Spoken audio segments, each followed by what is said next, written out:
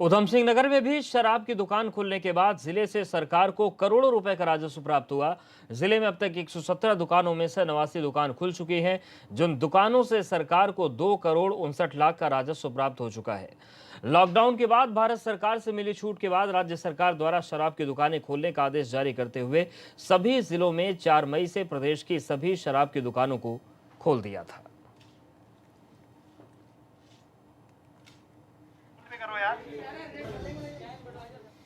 Lockdown के बीच बेमौसम बारिश और ओलावृष्टि ने काशीपुर के किसानों के माथे पर चिंता की लकीरें खींच दी।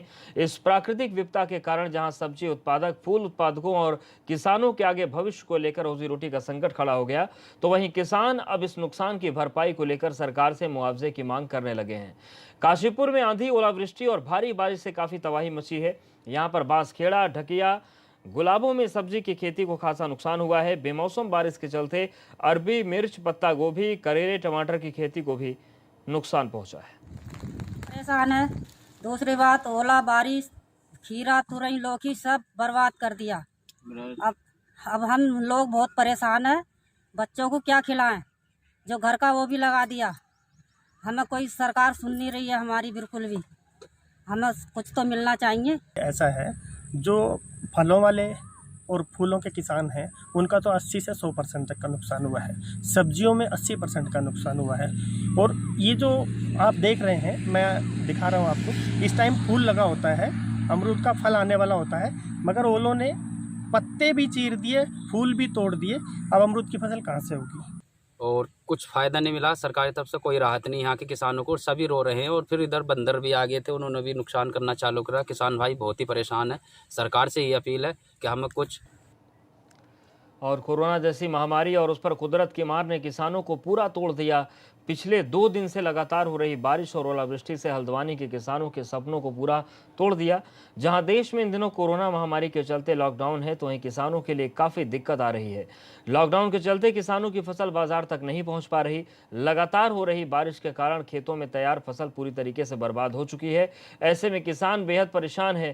तेज आंधी, तूफान और बारिश से किसानों की पूरी तरीके से फसल नष्ट हो गई है। दिन से बारिश हो रही है और वो बारिश में सब फसल खराब हो रही है। किस चीज़ की खेती करते हो आप? प्याज की। हाँ। प्याज की खेती कर रहे हैं। 2 दिन से बारिश हो रही है और वो माल जो खुद ही नहीं रहा है, बिक ही नहीं रहा है, भीजा प्याज चल रहा है।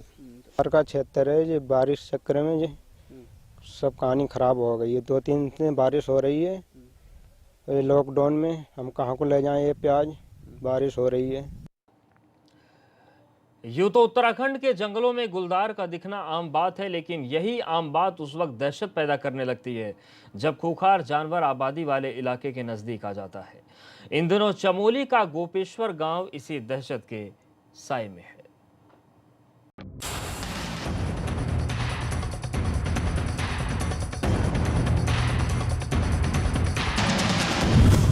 ये इलाका उत्तराखंड का चमोली है। यहाँ इन दिनों कोरोना के अलावा एक और चीज ऐसी है जो लोगों को डरा रही है। जंगल में पेड़ों के बीच पत्थर पर आराम फरमाते इन जनाब को देखिए। ये यहाँ के लोगों की दहशत की वजह बन रहे हैं। चमोली के गोपेश्वर गांव में इन दिनों तेंदुए की दस्तक है और ये दस्तक लोगों के दिलों में दहशत भर रही है।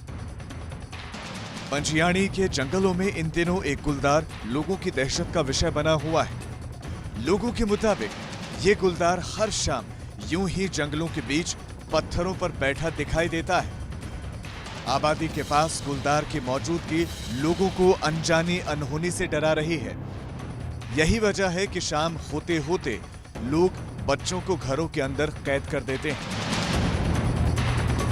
गुलदार के रोजाना इस तरह जंगल में बैठने से आशंका जाहिर की जा रही है कि ये मादा गुलदार हो सकती है और इस क्षेत्र में इसने अपने बच्चों को जन्म दिया होगा, जिस कारण इन दिनों यहां दिख रही है।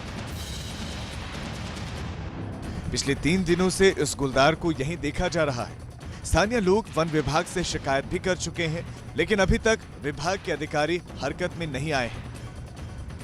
वन विभाग की ये लापरवाही किसी अनहोनी को दावत भी दे सकती है। चमोली से लक्ष्मण राणा की रिपोर्ट, एबीपी गंगा।